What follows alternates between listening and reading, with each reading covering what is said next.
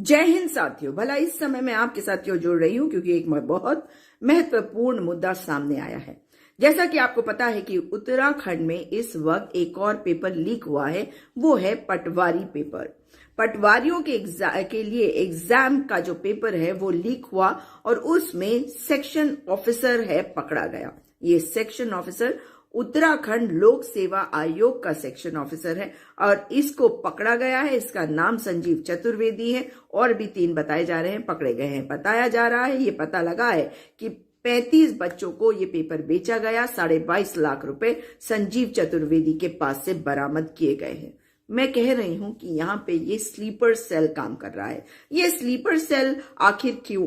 क्योंकि UK SSS में जब इतना बड़ा घोटाला सामने आया तो पटवारी का एग्जाम करवाने की बात करी गई कि वो लोक सेवा आयोग से करवाया जाएगा।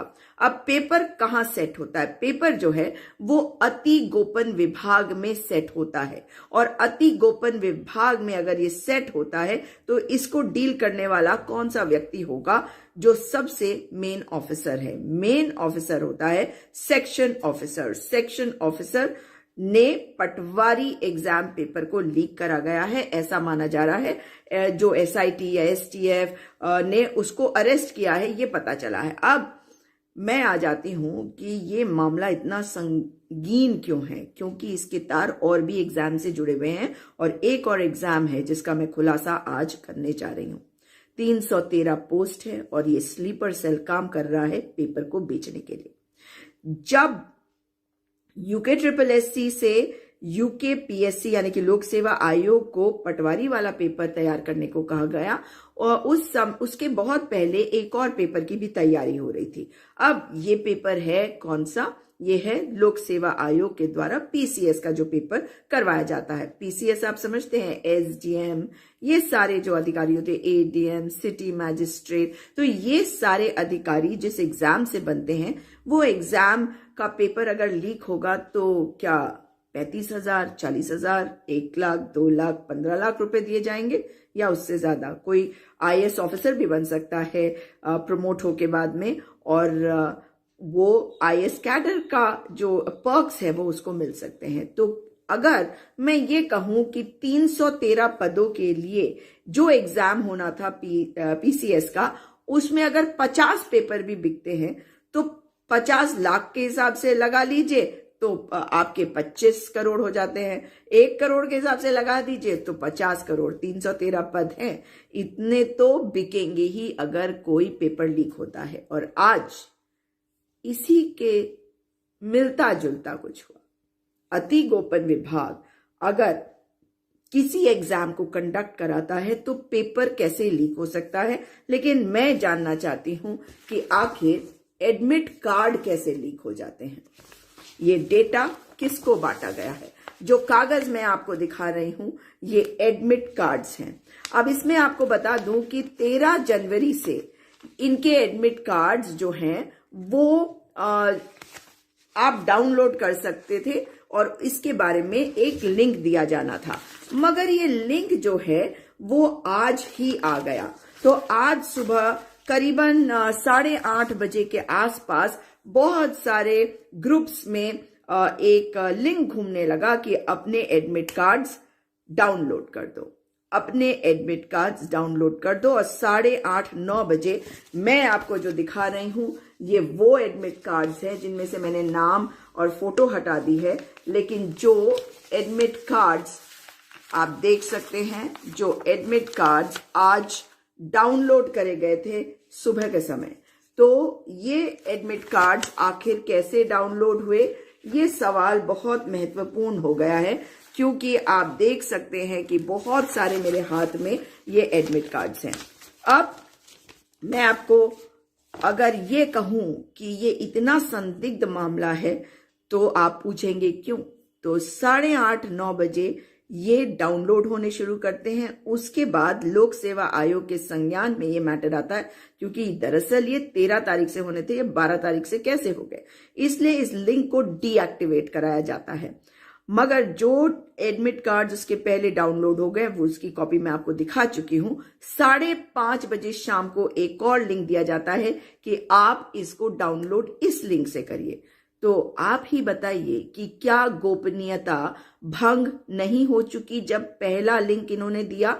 और इसमें ये समझना भी बहुत जरूरी है कि ये क्या सा प्रोसेस है। ये पूरा डेटाबेस जो अभ्यर्थियों का होता है ये नेशनल इंफॉर्मेशन सेंटर के पास होता है। तो स्टूडेंट्स का जो डेटाबेस है अगर नेशनल इंफॉर्मेशन सेंटर के पास है, अगर बहुत अति गोपन विभाग के द्वारा ये पेपर सेटिंग होती है, तो क्या कोई प्राइवेट कंपनी है जिसको हायर किया गया और स्टूडेंट्स का डेटाबेस उनको लीक कर दिया गया या बेच दिया गया या जो भी कर दिया। ये मुद्दा जांच का है और इसमें जांच होनी चाहिए। एडमिट कार्ड का डेटा कौन लीक कर रहा है, क्यों लीक कर रहा है। अब इसमें आते हैं एक दूसरे पक्ष में। ये एग्जाम्स 28 जनवरी से 31 जनवरी के बीच में होना है और अब अगर इसको कराया जाएगा तो ये सही होगा क्या, क्योंकि आयोग के जो अध्यक्ष है वो कह रहे हैं इसे कराना है, मगर सेक्शन ऑफिसर वही है जिस सेक्शन ऑफिसर को अरेस्ट कर लिया गया है पटवारी पेपर लीक के मामले में। नाम संजीव चतुर्वेदी। और आयोग के अध्यक्ष राकेश कुमार ये क्यों कह रहे हैं कि इस एग्जाम को कराया जाएगा, ये सवाल पूछना होगा इस सरकार से भी और इनके लोक सेवा आयोग से। लोक सेवा आयोग आखिर इस एग्जाम को कराने के लिए क्यों मजबूर कर रहा है स्टूडेंट्स को। और अभी मैं आपको और भी आगे बताती हूं, कागज कुछ दिखाती हूं जिसमें आप देखेंगे कि संजीव चतुर्वेदी सेक्शन ऑफिसर जो आज अरेस्ट हो गया है उसका जो मोहर है उसका आप देखेंगे कि जो पीसीएस का सिलेबस है, आप देखिए पीसीएस के सिलेबस के इस कागज पे उसका मोहर लगा हुआ है, संजीव प्रकाश चतुर्वेदी, अनुभाग अधिकारी, लोक सेवा आयोग, हरिद्वार, उत्तराखंड। अगर इस कागज को देखें तो ये देखिए, ये है सम्मिलित राज्य सिविल प्रवर अधीनस्थ सेवा मुख्य परीक्षा पाठ्यक्रम परिशिष्ट मुख्य परीक्षा योजना। और नीचे देखिए जो ये पर्पल में मैंने एक सर्कल बना रखा है, यहां पे भी संजीव का नाम है, संजीव प्रकाश चतुर्वेदी। और अगर इसका नाम है, आज ये अरेस्ट हो चुका है, तो सवाल उठ रहे हैं अब उस एग्जाम पर भी जो अब होने वाला था। इधर एक और पक्ष भी है इसका जो आ रहा है सामने, और वो कि जब महिलाओं को जो क्षैतिज आरक्षण देने की बात हो रही है, जिसके लिए इन्होंने कहा है कि हम कानून ले आए हैं, आप कानून ले आए हैं, मगर माननीय उच्चतम न्यायालय में जो केस है क्या वो खत्म हो गया है, क्या वो आपने विड्रॉ कर लिया है, क्या उसमें निर्णय आ गया है, ये तो सरकार बताए। तो जब कोई मैटर कोर्ट में पेंडिंग है तो आप ये एग्जाम कैसे कर रहे हैं।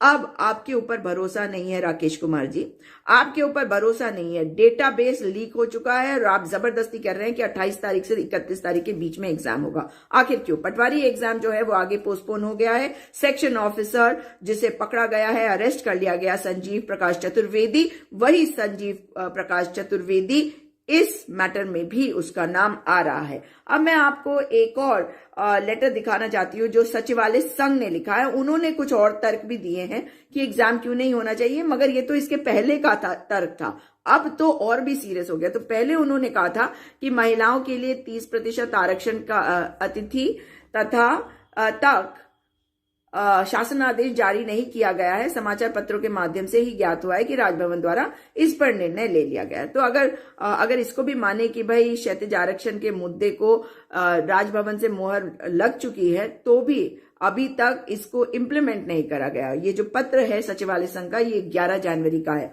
दूसरी बात इसमें कहा गया है कि मुख्य परीक्षा में एक रिक्त पद के सापेक्ष 15 अभ्यर्थी लिए जाने का प्रावधान है। मतलब 1:15 वाला रेशियो है। हर सीट के लिए 15 लोग जो है उनको चयनित किया जाता है, जबकि आयोग द्वारा वर्तमान परीक्षा में एक रिक्त पद के सापेक्ष लगभग 30 पुरुष अभ्यर्थी एवं 82 महिला अभ्यर्थियों को मुख्य परीक्षा हेतु अहर घोषित किया गया है, मतलब उनको क्वालिफाई किया गया है। और तीसरा पॉइंट लिखा है कि उक्त परीक्षा का प्रारंभिक परीक्षा परिणाम कई चरणों में घोषित किया गया है, क्योंकि ये इशू आ गया था क्षैतिज आरक्षण का।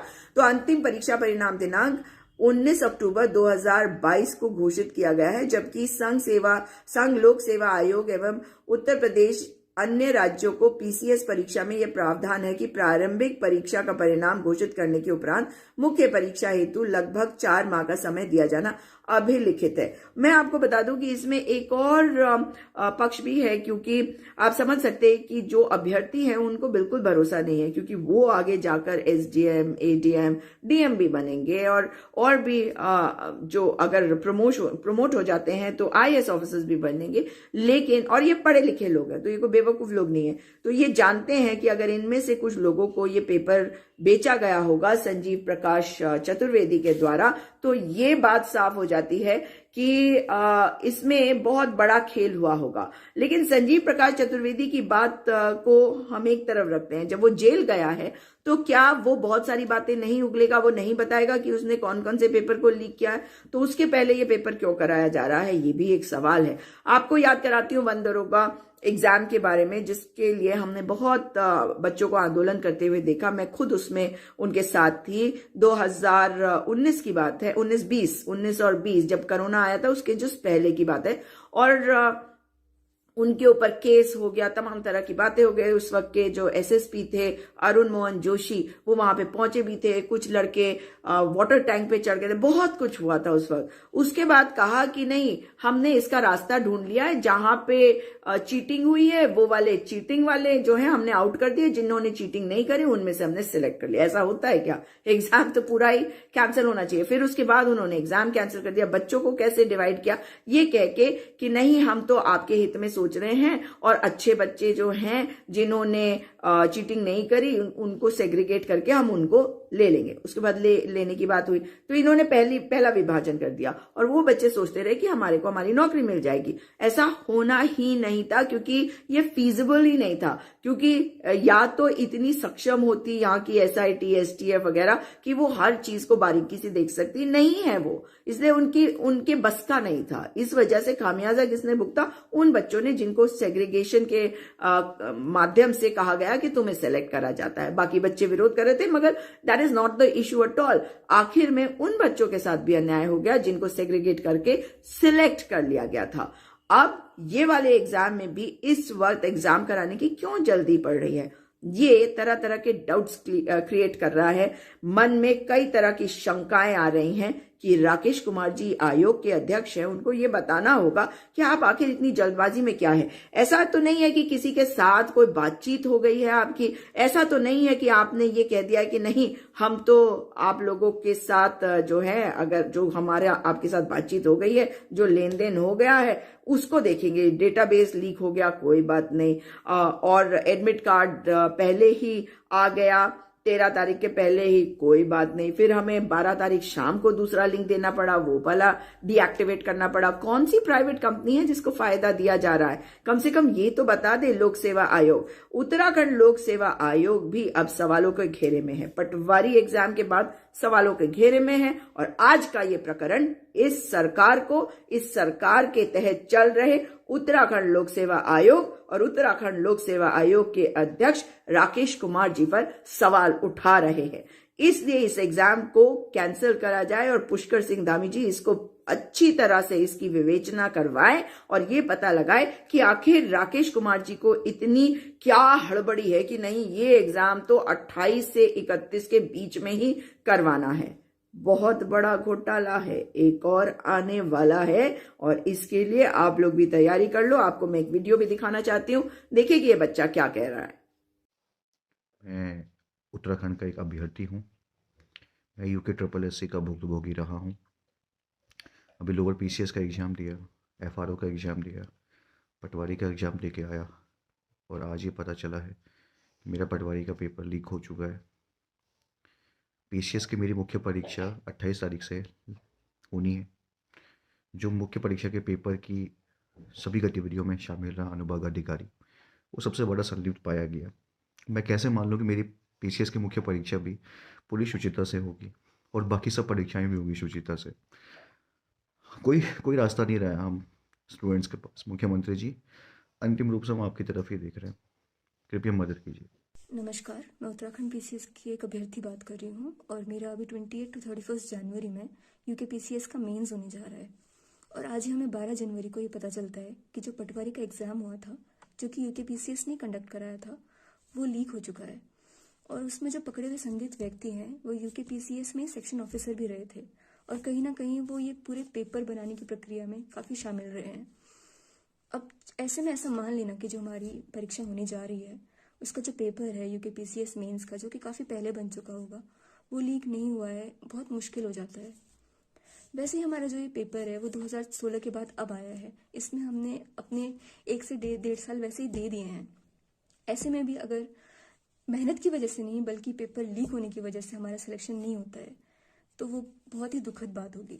मेरा समस्त उत्तराखंड शासन से, हमारे माननीय मुख्यमंत्री जी से ये निवेदन है कि कृपया तब तक ये परीक्षा ना कराई जाए जब तक कि ये जो पटवारी परीक्षा है इसकी पूरी जांच नहीं हो जाती है जो ये लीक हुआ है, और इसमें जितने भी संदिग्ध व्यक्ति हैं उनके ऊपर कार्रवाई नहीं हो जाती है।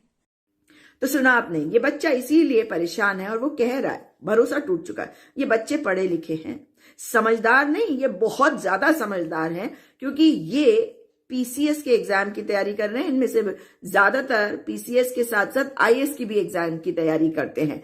इसलिए अब ये सरकार को बताना है कि राकेश कुमार जी का आखिर इसमें क्या फायदा या नुकसान होने वाला है अगर एग्जाम 28 से 31 तारीख के बीच में नहीं होते, क्योंकि संजीव प्रकाश चतुर्वेदी को आपने अरेस्ट किया है। जब रिमांड पे लिया जाएगा तो न जाने कौन कौन से भेद, कौन कौन से राज वो उगलने वाला है। तो आखिर राकेश कुमार जी इतनी जल्दबाजी क्यों, इतनी हड़बड़ाहट क्यों, किससे है ये रिश्ता, ये तो बतलाना है। इस वीडियो को अधिक से अधिक शेयर करिए ताकि ये पर्दाफाश जो आज मैंने किया है ये अधिक से अधिक लोगों तक पहुंचे और मुख्यमंत्री पुष्कर सिंह धामी के कानों तक पहुंचे, और न केवल उनके कानों तक परंतु देश की राजधानी में बैठे देश के प्रधानमंत्री नरेंद्र मोदी जी के कानों में भी पहुंचे और वो पता लगाए कि आखिर उत्तराखंड में चल क्या रहा है। हाँ, सरकारों के पास कार्य तो बहुत होता है, लेकिन भाजपा की सरकारों के पास कोई कार्य नहीं होता। जो केंद्र कहती है वो उन्हें करना पड़ता है। बार बार केंद्र को खुश करने के लिए न जाने क्या क्या करना पड़ता है। कहा जाता है कि हमेशा केंद्र जो है वो राज्य के अपनी इकाइयों से फंड्स भी इकट्ठा करती है और भाजपा तो कहती है कि वो फंड्स पे ही चलती है। इसलिए कहीं ऐसा तो नहीं फंड इकट्ठा करने का ये नया तरीका आया है और उत्तराखंड की जनता के साथ ये गलत जो हो रहा है उसका कारण भी कहीं ना कहीं यही हो। मैं उम्मीद करती हूँ ऐसा नहीं है, मगर इशारे तो अब बस केवल इस तरफ, क्योंकि इतने घोटाले क्यों हो रहे हैं। आखिर ये घोटालेबाज इतना पैसा बना रहे हैं, अपने लिए पैसा बना रहे हैं, और किसी का संरक्षण तो इनके पास होगा ही ना। किसके संरक्षण में ये कार्य हो रहा है ये सवाल करना होगा। अगली बार अगले खुलासे के साथ आऊंगी, मगर इस वीडियो को इस वक्त अच्छी तरह से शेयर अवश्य करिएगा, लाइक जरूर करिएगा और चैनल को सब्सक्राइब करना मत भूलिएगा।